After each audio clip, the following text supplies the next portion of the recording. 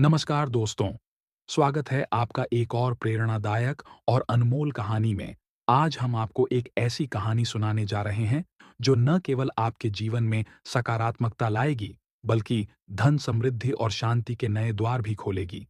ये कहानी एक कौए की है, जिसने अमीर बनने और माता लक्ष्मी को प्रसन्न करने के 7 नियम बताए।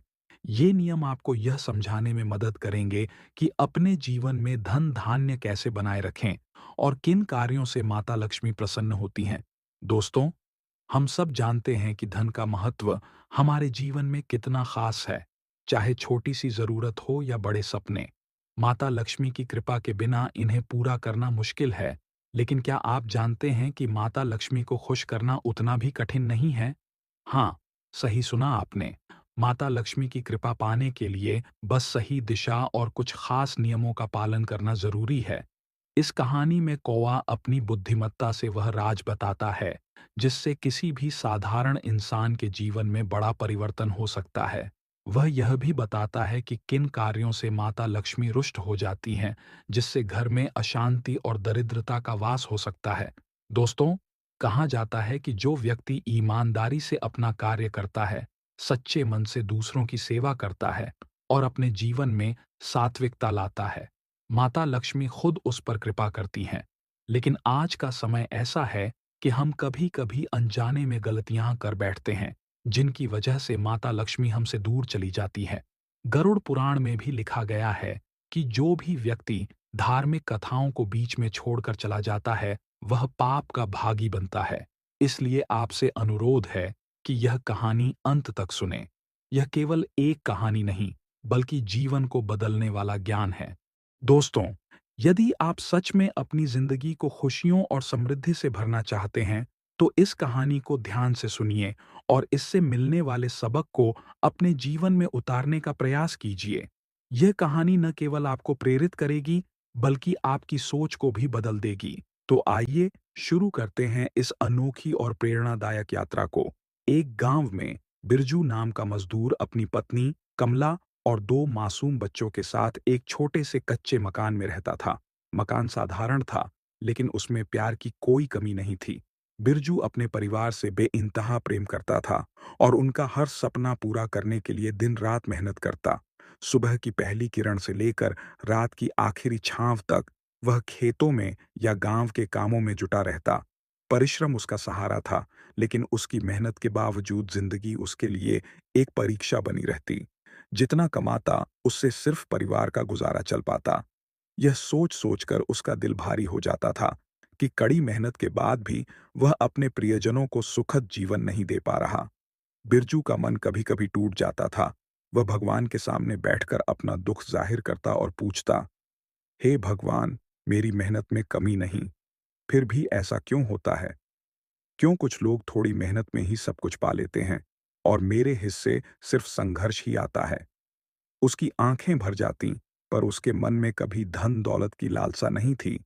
उसे केवल यह ख्वाहिश थी कि उसका परिवार खुशहाल हो, उसके बच्चों को बेहतर कपड़े, अच्छा खाना और एक सुकून भरा जीवन मिल सके।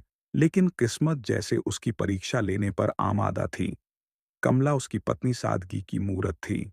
अपने पति के संघर्ष को देखकर वह भीतर से टूट जाती, लेकिन उसने कभी अपने मन की किसी बात को जाहिर नहीं होने दिया। वह पतिव्रता स्त्री थी, अपने परिवार का हर दर्द अपने अंदर ही समेट लेती थी। जब त्योहार आते और गांव की अन्य महिलाएं नई साड़ियों और गहनों से सजी होतीं, तो कमला का मन भी करता कि काश वह भी सुंदर साड़ी पहने, नए गहने पहने। लेकिन उसने कभी अपने पति से ऐसी कोई फरमाइश नहीं की। वह जानती थी कि उसकी हर इच्छा पूरा करना बिरजू के लिए कितना कठिन होगा। कमला अपने बच्चों से बेहद प्रेम करती थी। उनकी छोटी-छोटी खुशियों को सबसे ऊपर रखती। जब बच्चे किसी नई चीज की मांग करते, तो वह उनकी मासूम इच्छाओं को पूरे करने की भरपूर कोशिश करती। खुद भले ही पुरानी साड़ी पहनती, लेकिन अपने बच्चों के कपड़े साफ और ठीक रखती। जब बच्चे हंसते, तो उसकी सारी थकान मिट जाती। उसका चेहरा चमकने लगता, जैसे उसने दुनिया का सबसे बड़ा सुख पा लिया हो। बिरजू और कमला के बीच का यह रिश्ता आपसी समझ और त्याग का अनूठा उदाहरण था। संघर्षों के बीच भी उनकी दुनिया प्यार और भरोसे से भरी हुई थी। एक दूसरे का सहारा बनकर वे हर मुश्किल को सहने की ताकत पाते थे। कमला की जिंदगी हमेशा कठिनाइयों से घिरी रही। गरीबी और संघर्ष के बीच भी उसका ईश्वर के प्रति विश्वास कभी डगमगाया नहीं। उसका मानना था कि भगवान जरूर एक दिन उसकी पुकार सुनेंगे और उसके जीवन को बदल देंगे। रोज की तरह वह उस दिन भी सुबह मंदिर गई थी। भगवान की आराधना करके अपने जीवन में अच्छे दिनों की कामना करते हुए लौटी। दिन भर के काम में जुटी कमला ने ध्यान दिया कि घर में जलाने के लिए लकड़ी खत्म हो चुकी है। उसने सोचा कि अगर आज ही लकड़ी नहीं लाई तो रात का खाना नहीं बन पाएगा।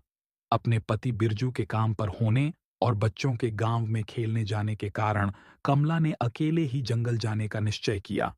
वह रस्सी और कुल्हाड़ी लेकर जंगल की ओर निकल पड़ी। जंगल पहुंचते ही उसने सूखी लकड़ियां इकट्ठा करनी शुरू कर दी। सूरज की गर्मी के बीच उसने अपनी पोटली तैयार कर ली और लकड़ियों को रस्सी से बांधकर लौटने की तैयारी करने लगी। रास्ते में अचानक उसे किसी की आवाज सुनाई दी। कोई उसे उसके नाम से पुकार रहा था। चौंक कर उसने इधर-उधर देखा, पर कोई नजर नहीं आया। दोबारा आवाज आई और इस बार उसने साफ-साफ सुना, जैसे कोई उसे पुकारकर अपने पास बुला रहा हो। जब उसने पीछे मुड़कर देखा, तो एक विशाल बरगद के पेड़ पर एक कौवा बैठा हुआ था। उसकी काली आंखें चमक रही थीं और उसमें कुछ अलौकिक बात थी। हैरान कमला उसके पास गई और पूछा, हे कौवा महाराज, आप मेरा नाम कैसे जानते हैं? कौए ने अपनी गंभीर आवाज में उत्तर दिया, पुत्री, मैं कोई साधारण कौवा नहीं हूं। मैं एक जादुई कौवा हूं, जिसे तुम्हारे बारे में सब कुछ पता है। तुम्हारी कठिनाइयां, तुम्हारा संघर्ष और तुम्हारे मन की पीड़ा सब मुझसे छिपा नहीं है। लेकिन मैं आज तुम्हारे लिए एक संदेश लेकर आया हूं, जिसे मानने से तुम्हारा जीवन पूरी तरह बदल जाएगा। कमला ने आश्चर्य और विश्वास के मिश्रित भाव से पूछा, आपके पास मेरे लिए क्या संदेश है? महाराज, कृपया मुझे बताएं। मैं आपके हर शब्द को सुनने और मानने के लिए तैयार हूं। कौए ने कहा, पुत्री, मैं तुम्हें वह ज्ञान दूंगा जिससे देवी लक्ष्मी प्रसन्न होंगी और तुम्हारे घर में धन धान्य की बरसात होगी। यदि तुम मेरे कहे अनुसार 7 काम पूरी निष्ठा से करोगी तो तुम्हारा जीवन आनंद और समृद्धि से भर जाएगा। यह भगवान की कृपा है कि मुझे तुम्हारी सहायता के लिए भेजा गया है। अब सुनो और मेरी बातों को दिल से स्वीकार करो। कमला की आंखों में नई उम्मीद की चमक थी। उसे यह अनुभव हो रहा था कि शायद उसके जीवन का अंधकार अब समाप्त होने वाला है। वह कौए की हर बात सुनने को तत्पर हो गई। कौए ने बड़े ही गंभीर स्वर में कहा, पुत्री, ध्यान से सुनो। मैं तुम्हें पहला उपाय बताने जा रहा हूं और इसे तुम्हें अपने जीवन में जरूर अपनाना है। सबसे पहले तुम्हें अपने घर की रोजाना साफ सफाई करनी होगी। यह जरूरी है कि घर और आंगन हमेशा साफ सुथरे रहें। केवल बाहरी सफाई से काम नहीं चलेगा, बल्कि तुम्हें अपने तन और मन की शुद्धि का भी ध्यान रखना होगा। रोज स्नान करना, अपने शरीर को स्वच्छ रखना और अपने बच्चों को भी स्नान करने के लिए प्रेरित करना चाहिए। जब तन और मन शुद्ध होते हैं, तब जीवन में एक अलग ही प्रकार की सकारात्मक ऊर्जा का संचार होता है। यह ऊर्जा न केवल तुम्हारे घर को बल्कि पूरे वातावरण को शुद्ध और आनंदित बना देती है। माता लक्ष्मी को स्वच्छता बहुत प्रिय है। वे गंदे और अस्त-व्यस्त घरों में कभी वास नहीं करतीं। जब हम अपने घर को स्वच्छ और सुंदर बनाए रखते हैं, तब माता लक्ष्मी प्रसन्न हो जाती हैं और ऐसे घरों में उनका वास स्थायी हो जाता है। सोचो, जब तुम अपने आंगन में सुबह की पहली किरण देखोगी और हर कोना साफ सुथरा होगा, तो कैसा सुखद अनुभव होगा। स्वच्छता केवल एक आदत नहीं, बल्कि एक जिम्मेदारी है। यह तुम्हारे जीवन में समृद्धि और खुशहाली लेकर आती है। याद रखना, जहाँ सफाई होती है, वहाँ भगवान का निवास होता है। इसलिए हमेशा इस बात का ध्यान रखना कि न केवल घर, बल्कि तुम्हारा तन और मन भी पवित्र और स्वच्छ हो। तभी तुम्हारे घर में सुख, समृद्धि और शांति का स्थायी निवास होगा। कौआ बड़े स्नेह और अनुभव के साथ कमला को समझा रहा था। उसने कहा, पुत्री, इस उपाय को अपनाना बड़ा ही सरल है और इसका महत्व बहुत गहरा है। यह उपाय हमारे घर और हमारे जीवन को स्वच्छ और पवित्र बनाता है। जब तुम अपने घर और आंगन की साफ सफाई करो, तब उसके बाद एक छोटा सा काम और कर लिया करो। अपने आंगन और द्वार को गाय के गोबर से लिपाई करना, कौए ने उसकी जिज्ञासा को देखते हुए आगे समझाया। गाय का गोबर हमारे शास्त्रों और परंपराओं में अत्यंत पवित्र माना गया है। यह न केवल स्वच्छता का प्रतीक है, बल्कि इसे शुभता और समृद्धि का भी माध्यम माना जाता है। जब किसी पूजा यज्ञ या शुभ कार्य से पहले घर को गाय के गोबर से लीपा जाता है, तो वातावरण पवित्र और सुकूनदायक हो जाता है। इसके अलावा इससे घर आंगन सुंदर और व्यवस्थित दिखने लगता है। कमला कौए की बातों को ध्यान से सुन रही थी। कौए ने उसे समझाते हुए कहा, पुत्री, माता लक्ष्मी का वास वहीं होता है जहां स्वच्छता और पवित्रता होती है। जब वे देखती हैं कि किसी घर का आंगन और द्वार गोबर से लिपा हुआ है, तो वे बहुत प्रसन्न होती हैं। उनके मन में उस घर के प्रति स्नेह जागता है और वे उस घर में प्रवेश करने के लिए तैयार हो जाती हैं। जिस घर में माता लक्ष्मी प्रवेश करती हैं, वहां उनके साथ अन्य देवी देवता भी आते हैं।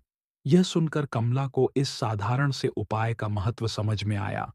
उसने सोचा कि यदि एक छोटे से प्रयास से माता लक्ष्मी को प्रसन्न किया जा सकता है और घर में शुभता लाई जा सकती है, तो इसे अपनाने में देर क्यों करनी? अब वह इस अद्भुत उपाय को अपने जीवन का हिस्सा बनाने के लिए उत्साहित हो उठी।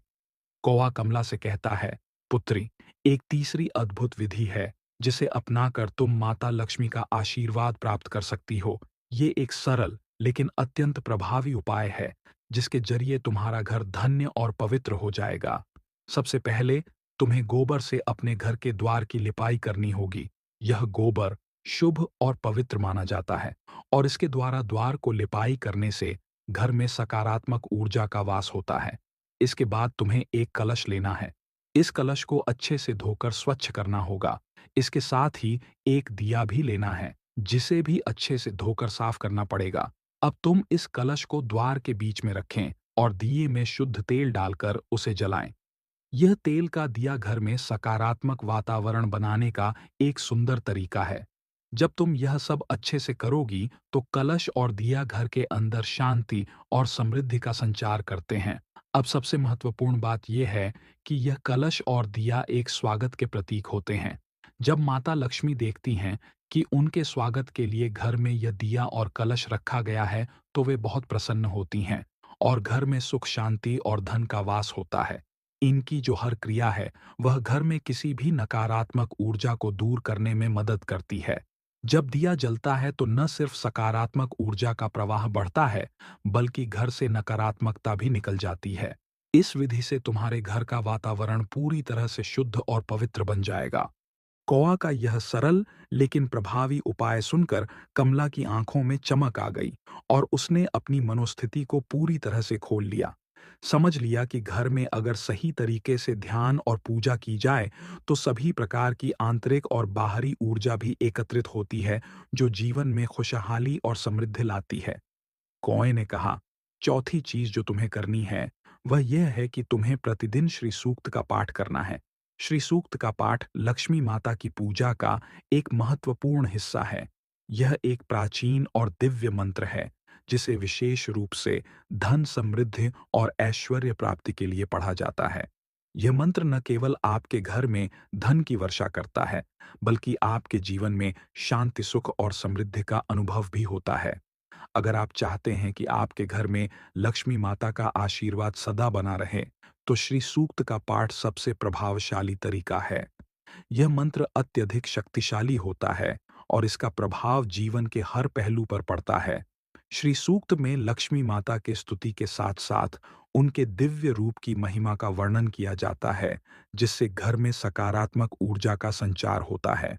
यदि आप इसे ध्यानपूर्वक पढ़ते हैं और पूरी श्रद्धा से करते हैं, तो आपके जीवन में दरिद्रता और कष्ट की कोई जगह नहीं रहती। विशेष रूप से शुक्रवार के दिन इसका जाप करना अधिक फलदायक माना जाता है। आप इसे अपने पूजा स्थल पर लक्ष्मी माता की तस्वीर या मूर्ति रखते हुए भी पढ़ सकते हैं। स्नान करके साफ कपड़े पहनें और पूजा स्थल को शुद्ध रखें, क्योंकि यह पूजा शुद्धता की मांग करती है। मंत्र का उच्चारण करते समय ध्यान और मनोबल दोनों को एकाग्र करना जरूरी है।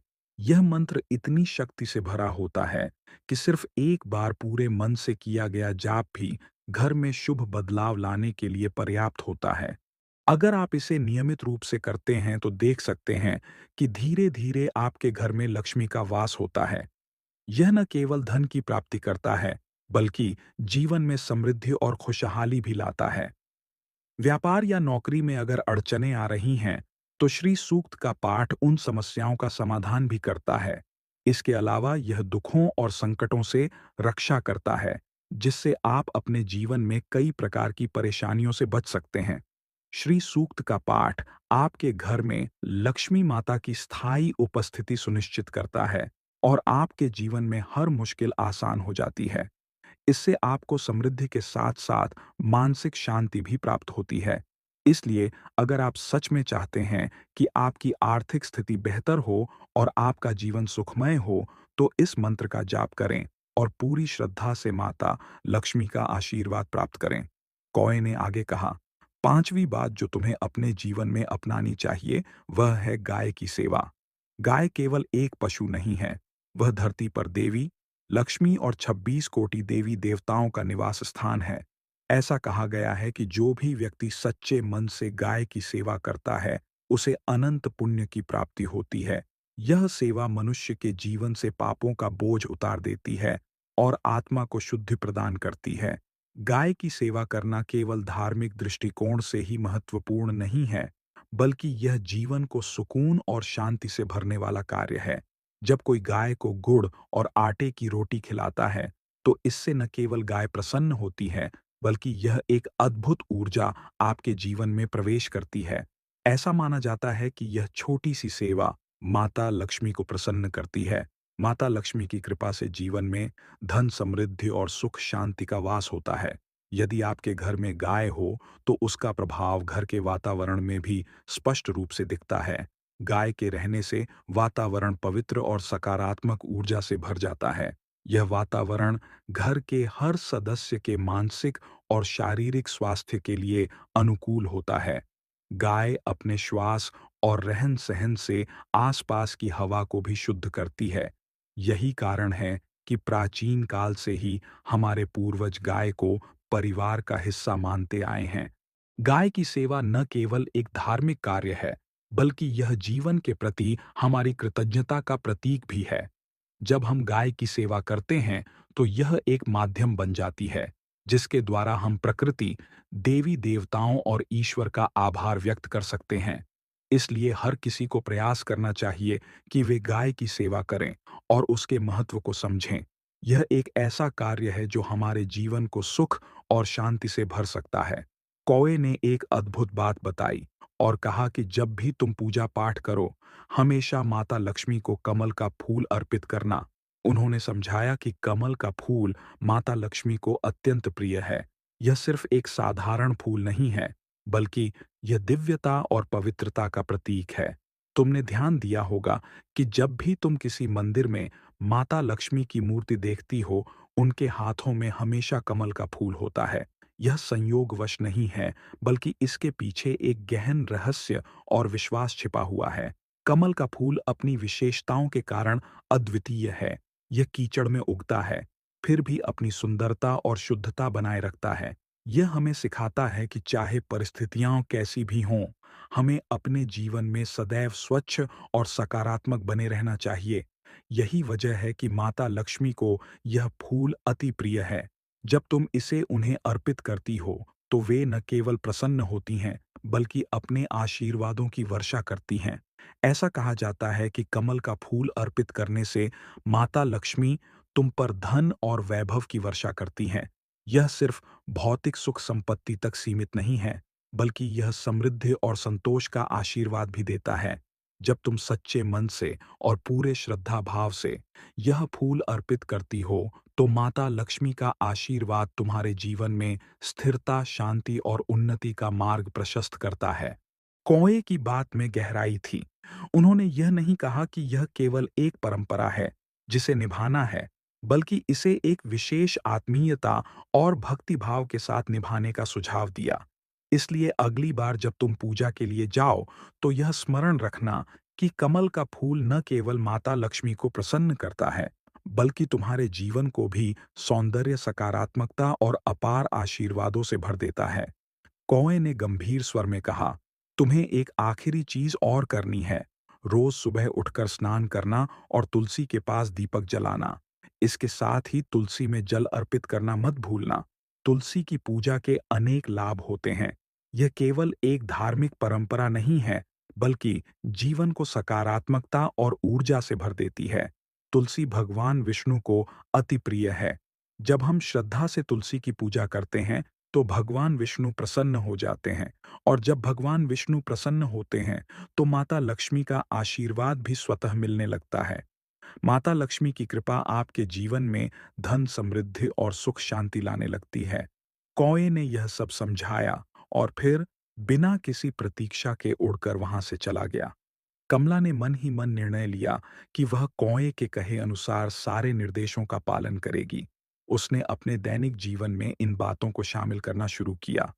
रोज सुबह वह पूरी श्रद्धा और नियम से स्नान करती, तुलसी के पास दीप जलाती और जल अर्पित करती। उसके मन में कौए की बातें गूंजती रहती थीं, और वह पूरे विश्वास और लगन के साथ यह सब करती थी। कुछ ही दिनों के भीतर उसकी मेहनत और विश्वास का असर दिखने लगा। पहले जो मुश्किलें उसके जीवन में जकड़े हुए थीं, वह धीरे-धीरे खत्म होने लगीं। कमला ने देखा कि उसका जीवन बदलने लगा है। उसे एक नई ऊर्जा, एक नई दिशा और अपार सफलता मिलनी शुरू हो गई। जहां पहले उसे असफलताओं का सामना करना पड़ता था, अब वहां नए रास्ते खुलने लगे। उसकी आर्थिक स्थिति भी बेहतर होने लगी। कुछ ही समय में वह ऐसी समृद्धि को प्राप्त कर चुकी थी, जिसकी उसने कभी कल्पना भी नहीं की थी। वह रातों रात अमीर बन गई, और उसका जीवन सुख शांति से भर गया। कमला का यह अनुभव बता रहा था कि श्रद्धा और विश्वास से जीवन में सब कुछ संभव है। जो लोग ईश्वर पर भरोसा करते हैं और उनकी प्रिय चीजों की पूजा करते हैं, उनके जीवन में सकारात्मक बदलाव आना तय है। दोस्तों, ये कहानी हमें यह सिखाती है कि हमारे कर्म और हमारा विश्वास जब एक साथ काम करते हैं, तो वे हमें आश्चर्यजनक परिणाम देकर जाते हैं। अगर आपको यह कहानी प्रेरणादायक लगी, तो इसे ज़रूर दूसरों के साथ साझा करें। धन्यवाद।